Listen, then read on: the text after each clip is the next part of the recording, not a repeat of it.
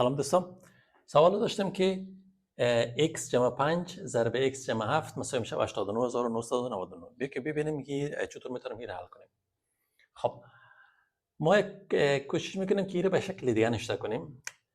این رو نشته کنیم که x جمع 6 منفی 1. همین 5 ما به یک قسم نشته میکنیم x جمع 6 منفی 1 و در اینجا نشته میکنیم که x جمع 6 جمع 1 مساوی میشه با 89999. این یک کار میکنیم که نشته میکنیم که اینمی x جمع 6 و x جمع 6 نشته میکنیم که x جمع 6 مساوی میشه با a. x جمع 6 مساوی میکنیم با a. این نام میگذاریم که برای ما محاسبه آسان‌تر شود. خب اینا بعد از این ما چی میکنیم؟ بعد از این باز ما همین قیمت a را در جایش وضع میکنیم. نشته میکنیم که a منفی 1 ضرب a جمع 1 a منفی 1 دینجا بود a جمع 1 مساوی میشه با 89999. خب اینا در اینجا ما دو قوس مزدوج داریم که a جمع b ضرب a منفی b. این ما میتونیم نشته کردم که a مربع منفی b مربع. به این شکل ما میتونیم این نشته کرده، به خاطر که این دو تا قوس مزدوج است. a ما خودش a است، b ما 1 است اینجا. اینا به این شکل ما میتونیم که این نشته کرده. خب اینا رو در اینجا نشته میکنیم که a مربع منفی 1 مربع مساوی میشه با 89999. خب یک مربع خودش 1 است. خب یک مربع 1 است، اینو نشته میکنیم که a مربع منفی 1 مساوی میشه با 89999. خب اینا یک ماشین میکنیم، یک در اون طرف انتقال میدیم، نشته میکنیم که جمع 1 جمع 1. خب در اینجا یک با یک خلاص میشه، نشته میکنیم که a مربع مساوی میشه با 89999 جمع 1 مساوی میشه با 90000.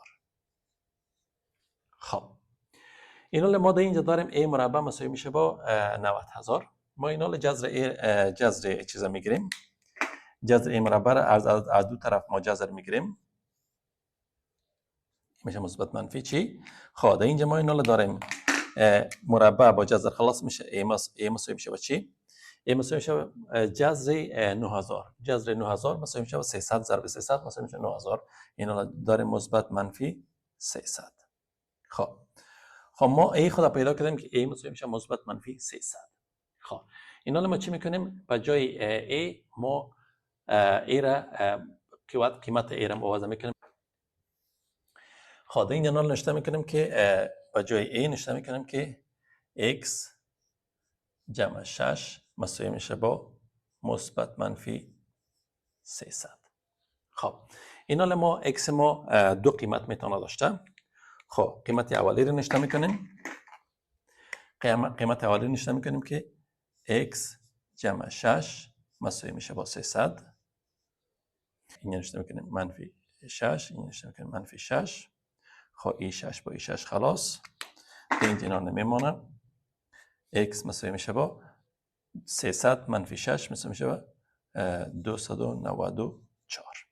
خب این x اول ما شد. خب دیگه x داریم، x دوم مساوی میشه با x جمع 6 مساوی میشه با منفی 300.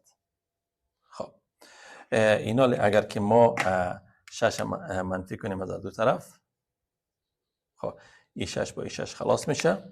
در اینجا میمونه x مساوی میشه با چی؟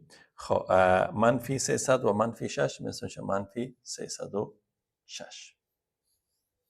خب این بود دو عدد را که ما پیدا کردیم که 294 و منفی 306. اینا اگر ما در اینجا 294 را وضع کنیم، 294 جمع 5 این مساوی میشه با 299 ضرب 294 جمع 7 مساوی میشه با 301. خب 299 جمع 301 ضرب 301 مساوی میشه با 89999. خب یک راه حلش. و راه حل دوم دیگه شی هم ست میکنه که 306 در جای x وضع میکنیم و همچنان جواب ما درست میبره. این بود راه حل هزی که ما چطور تونستیم بسیار با آسانی ما سوال خود حل کنیم و اکس پیدا کنیم.